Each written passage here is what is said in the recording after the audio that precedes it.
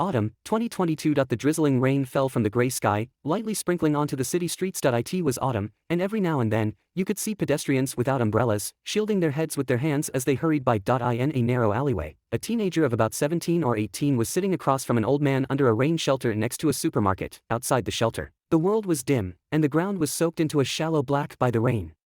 Only the ground under the shelter remained dry, as if it was the only pure land left in the world. In front of them was an old wooden chessboard, and above their heads was a red signboard that read, Fuelai Supermarket.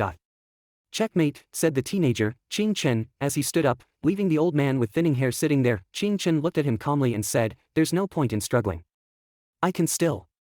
The old man protested, we're only 13 moves in. In his words, the old man felt somewhat embarrassed about the situation he was in, having been defeated in just 13 moves. Ching Chen didn't explain anything. The chessboard was full of lethal moves, and it was the final moment when the dagger was revealed. The teenager had a clean face and clear eyes. He sat there in his simple school uniform, as if purifying the world around him. The old man threw the chess piece he was holding onto the board, conceding defeat. Ching Chen, as if no one else was around, walked into the supermarket counter, took 20 yuan from the change basket under the counter, and put it in his pocket. The old man grumbled as he watched Ching Chen, I lose 20 yuan to you every day. I just won 20 yuan from old Li and old Zhang this morning, and now I've lost it all to you. Ching Chen pocketed the money, then sat back down by the chessboard and began to review the game. If they were still willing to play chess with me, I wouldn't have to win money through you. You need face, I need money, it's fair and reasonable. You've got me all figured out, haven't you? The old man grumbled. The fortune teller said I could live till 78, I'm only 50 now. If I lose 20 yuan to you every day, how much money would I lose? But I also teach you how to play chess to win back your face. Ching Chen replied calmly, in that sense, you're not at a loss. The old man grumbled, but what you've been teaching these past few days is all useless. Ching Chen glanced at him, don't talk about yourself like that. The old man was taken aback. The old man irritably set up the chessboard again, then eagerly said, all right, let's review. At this moment, Ching Chen suddenly lowered his head. The time that had just passed seemed to replay in his mind. The cannon that came at him, the brave pawn on the Chu River and Han boundary, echoed in his mind one by one. Not just these, there was also the uncle who passed by them while they were playing chess, holding 4 freshly baked buns in his hand.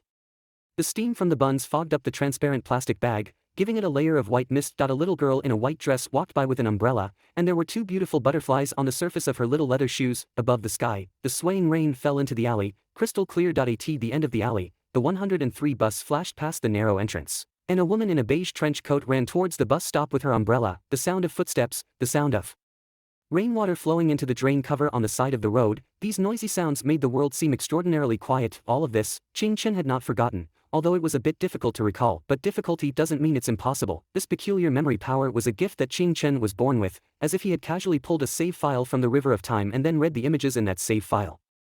Ching Chen suppressed the dizziness in his brain and picked up the chess pieces on the board. The old man immediately fell silent, his eyes fixed on the chessboard. The review after each game was also part of the betting agreement. Ching Chen was in charge of teaching chess, and the old man was learning chess after losing money. This scene was a bit strange. Ching Chen did not have the modesty and shyness that young people should have when facing elders, but rather, he was like a teacher. The other party didn't think there was anything wrong with it.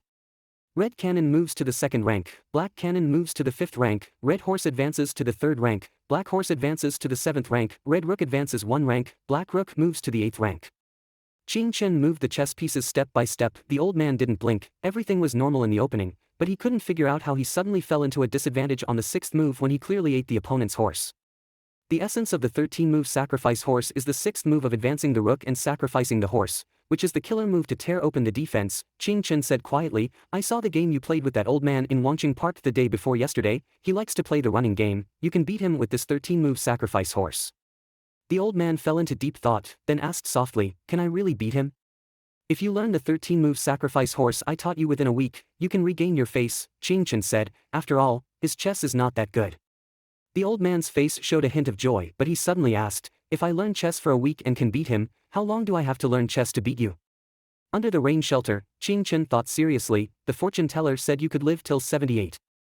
Then it's too late. The old man's face fell. If you say less, I might live till 79. Hey, you should be having evening self-study now. Why did you finish school so early today?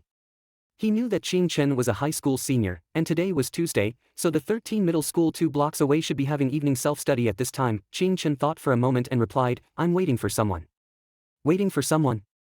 The old man was taken aback. Ching Chen got up and looked out at the light rain outside the shelter, his eyes drifting in the rain curtain. The old man said, Ching Chen, you're so good at chess, why don't you participate in chess competitions? You said you're short of money, right?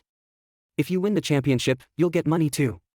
Ching Chen shook his head. I just memorized a lot of chess manuals in my head, it doesn't mean I'm that good at chess. Memory doesn't mean analytical ability, it's okay to play with you guys, but I'll show my weakness when I meet a real master. My path is not here, chess is just temporary. All memorized in your head. The old man sighed. I used to think that photographic memory was something people made up. The rain gradually stopped. Just then, the old man noticed that Ching Chen seemed to pause for a moment.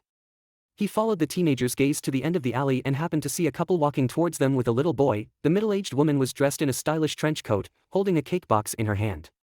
There was a beautiful purple ribbon tied on the box. The gray world couldn't hide the joy on the three people's faces.